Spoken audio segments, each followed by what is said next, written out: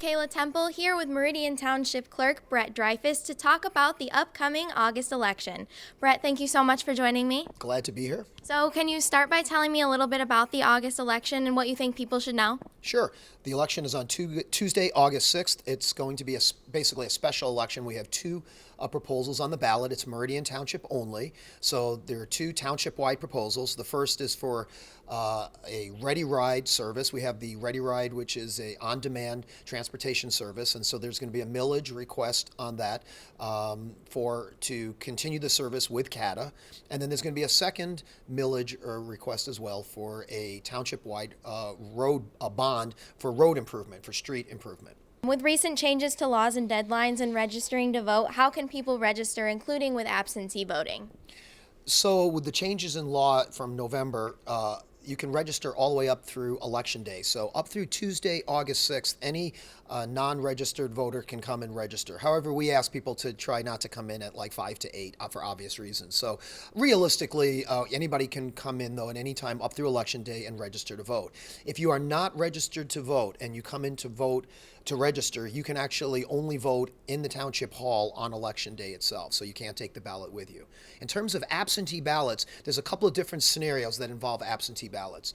Right now, anybody can request an absentee ballot. There's no more reasons are needed, so any voter can vote. So we're now calling it early voting. We don't have to call it absentee voting anymore. And absentee voting or early voting is now increasing to where it could be almost 50% of people voting are now voting at home in the convenience of their own home.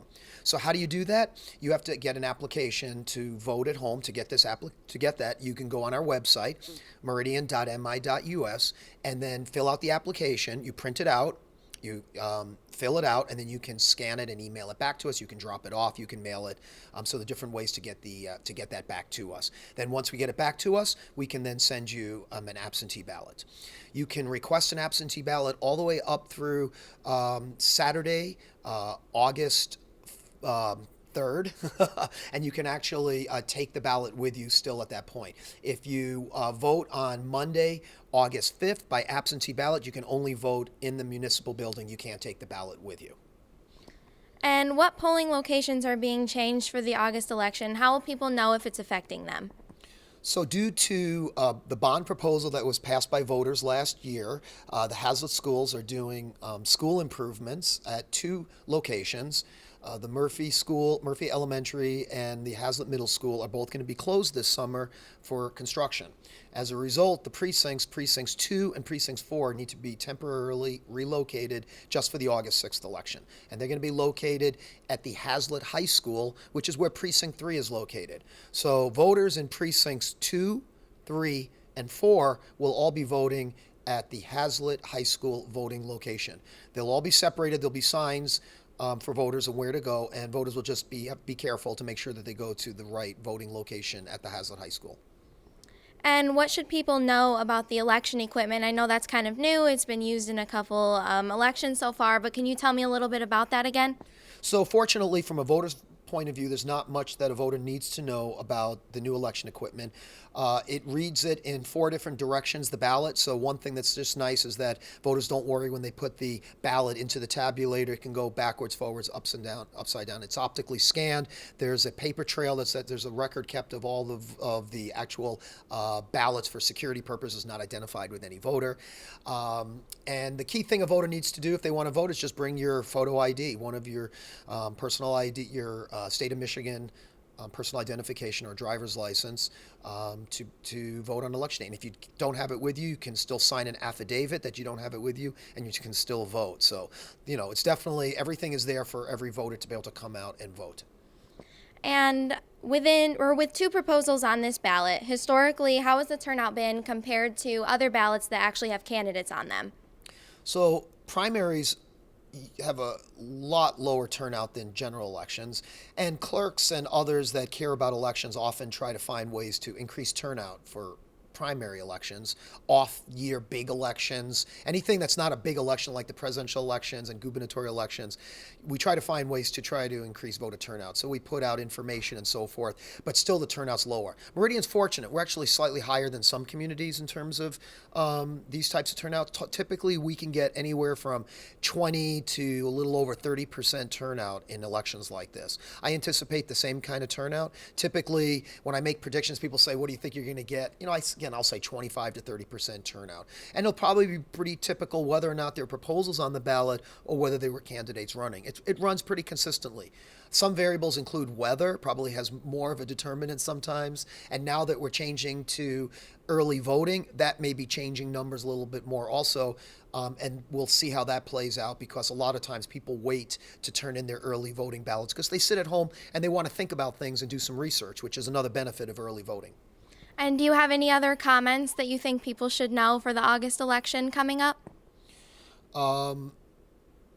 I encourage people to vote because these are two proposals that will affect people's pocketbooks. Taxpayers are going to be asked to vote on issues that are going to affect their property taxes. It's two different millages. So I always suggest that we need an informed population that takes time to do a little research and then make your voices be heard. And it's easy to do research on this issue. You can type in Ready Ride Millage 2019 Meridian Township in Google for one of the proposals, and the other one you can type in 2019 Road Improvement Bond Meridian Township, and you'll get a bunch of different results, and just click around and see, there'll be maybe different opinions. And that's great, because now people have an opportunity to think about it, and then you have until August 6th to vote, and you have two key ways to do it. You can do it early mail-in, or you can come in the building and even vote if you want to vote and you don't have the time. That's another option. You can come in here, fill out your application, and you can receive a ballot right here 8 to 5, Monday through Friday, and also vote anytime up through Election Day. So that's all part of the early election process. I have a very important aspect of elections. Without having election inspectors roll up their sleeves and make it happen, we can't have elections. They are the backbone of democracy. Election inspectors work hard, but we do pay them. We pay $11 an hour, and we need them to work Election Day. So we provide full training. It's like basically an hour and a half of training. You get paid training the week before the election. All you have to do is be a registered voter. That's it. Don't have to be registered even here in Meridian, but registered voter. And then you can work on Election Day and get paid for a full day, help democracy, meet interesting people, meet your neighbors in the community, and know that you're doing an important civic function. So I encourage people to apply at the Meridian website, meridian.mi.us.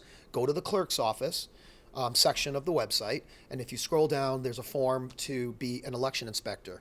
Unfortunately, we don't have pure interactivity on our website, so you have to print out the form, fill it out, and just like you're going to do if you want to get an application for a ballot, you can mail it, you can scan it to us, you can email it, you can drop it off, and we can fax it. Okay, so any way to get it back to us, and then we'll schedule you to come to our training the week before the election. We also have equipment set up here, and so it's easy, hands-on.